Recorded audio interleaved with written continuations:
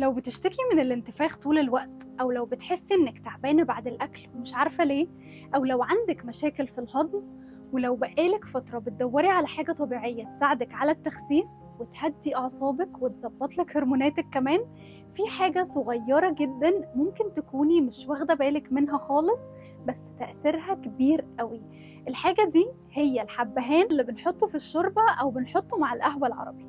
النهاردة هقولك على حاجات يمكن أول مرة تسمعيها عن الحبهان، وإزاي ممكن يبقى من أقوى الأعشاب اللي تساعد جسمك ونفسيتك، بس بشرط إن انتي تستخدميه صح. خليكي معايا لآخر الفيديو، لأن الفيديو ده هيغيرلك نظرتك تماما عن الحبهان، وهتقومي من بعده على طول تعملي له مشروب مخصوص لنفسك.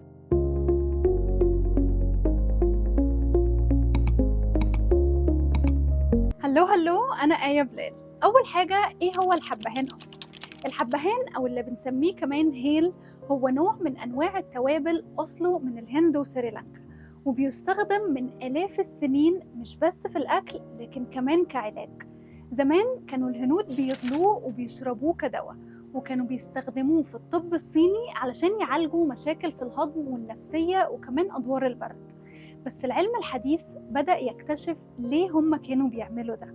قوليلي في الكومنتس لو بتستخدمي الحبهان كام مرة في الأسبوع وبتحبي طعمه ولا لأ.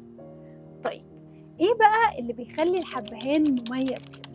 ببساطة لأن الحبهان فيه مكونات اسمها زيوت طيار. المركبات دي ليها تأثير مضاد للبكتيريا وبتقلل من التهابات الجسم، وكمان بتحسن الهضم وبتساعد الكبد، وممكن تساعد حتى في حرق الدهون. ده كده باختصار. تعالوا نشوف كل فايدة لوحدها. أولاً، الهضم. كام مرة كلتي وجبة تقيلة وقعدتي بعدها حاسة إنك مش قادرة تتنفسي، كرشك منفوخ وجسمك تقيل ومأنتخة على الكنبة مش قادرة تقومي تعملي أي حاجة؟ الحبهان في الحالة دي بيدخل يشتغل زي الساحر، بيساعد إن هو يقلل الغازات وبيمنع التقلصات. وحتى الناس اللي عندها قولون عصبي ممكن تلاحظ فرق رهيب لو بدأوا يشربوا مشروب الحبهان بعد الأكل. تاني حاجة، النفسية والمزاج. الحبهان مش بس للمعدة، ده كمان للمخ. في أبحاث حديثة لقت إن الحبهان ممكن يقلل من مستويات الكورتيزول، وده هرمون التوتر.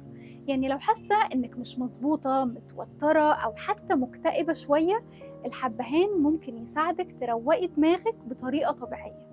شوفي كده، لما تشربي كوباية حبهان بالليل وتعدي بعدها نص ساعة، هتلاقي نفسك بتحسي براحة، كأنك خففتي من الشحنة اللي كانت جواكي.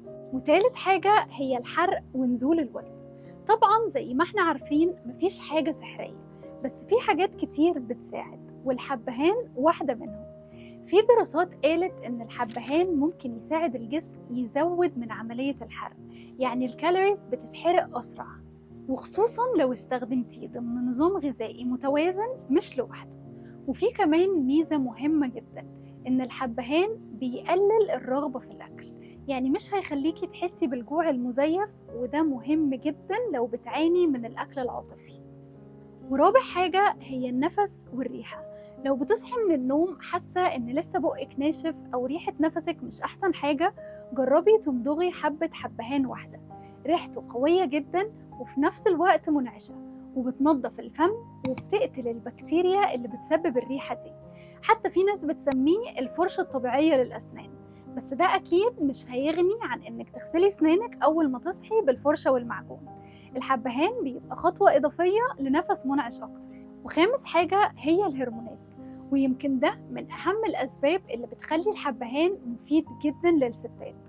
في أبحاث ابتدائية بتقول إنه ممكن يساعد في توازن بعض الهرمونات، وخصوصا لو كنت بتعاني من اضطرابات في البيريد أو تكيسات في المبايض.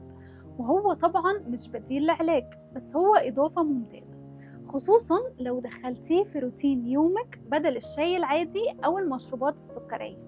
طيب، إزاي بقى نستخدم الحبهان؟ في كذا طريقة. أول حاجة، مشروب الحبهان. هتاخدي 4 حبات من الحبهان وهتفتحيهم، هتعملي فيهم فتحة صغيرة بالسكينة وتغليهم في كوباية مية لمدة 5 دقايق، وبعد كده تصفيه وتشربيه دافي بعد الأكل. وممكن كمان تضيفي معاه نقطة عسل لو عايزة تحلي. وتاني حاجة الحبهان المطحون، ممكن تحطي رشة صغيرة منه على الزبادي أو الشوفان الصبح، ولو بتحبي النكهة بتاعته ممكن كمان تحطيه على الشوربة أو في الطبيخ بتاعك، هيديله نكهة حلوة قوي. ولو انتي بقى من الخليج فانتي أصلا بتستخدمي الحبهان ده من زمان جدا، بس يمكن مش واخدة بالك انك بتشربي حاجة تعتبر كنز صحي حقيقي كل يوم، اللي هي القهوة العربية بالهيل. القهوة الخليجي اللي بيتقدم فيها الهيل مش بس مجرد عادة أو طقس ضيافة، دي ثقافة كاملة ومعاها فوايد كتير جدا. أولاً لما بنحط الهيل مع القهوة إحنا بنقلل من التأثير السلبي للكافيين على المعدة، وخصوصاً للناس اللي بيجيلهم حموضة أو ارتجاع في المريء بعد القهوة. الهيل بيوازن ده وبيمنع التهيج وبيسهل الهضم بعد الأكل. وغير كده في دراسات قالت إن الهيل بيقلل التوتر اللي ممكن يجي من شرب الكافيين، يعني بدل ما القهوة تخليكي متوترة أو متعصبة، الهيل بيدخل وبيظبط الدماغ وهتلاقي إنك فايقة ومروقة في نفس الوقت. عارفة الإحساس الحلو بتاع جلسة القهوة العربي؟ الهيل هو جزء كبير من الإحساس ده، الريحة بتاعته اللي بتهدي الأعصاب، والمذاق الفخم اللي بيحسس أي ضيف بالكرم والاهتمام. فكل مرة انت بتضيفي فيها الهيل على قهوتك، انت مش بس بتكرمي ضيفك، انت كمان بتكرمي صحتك. الحبهان بيعتبر آمن جدا، بس لو عندك مشاكل ضغط استشيري الدكتور اللي متابعة معاه الأول. ولو حامل ما تكتريش منه من غير ما ترجعي برضو للدكتور بتاعك، وما تعتمديش عليه لوحده، هو مساعد مش العلاج الكامل. الحبهان مش مجرد نوع من أنواع البهارات، ده حاجة فعلا ممكن تغير روتينك الصحي لو استخدمتيه صح. جربيه لمدة أسبوع وهتحسي بالفرق الرهيب بنفسك. وقوليلي في الكومنتس تحبي أعمل الفيديو الجاي عن إيه من الأعشاب الطبيعية التانية. وما تنسيش تعملي لايك للفيديو، سبسكرايب للشانل لو الفيديو ده عجبك، علشان لسه عندنا كلام كتير عن الأكل والصحة والتغذية النفسية والجسدية كمان.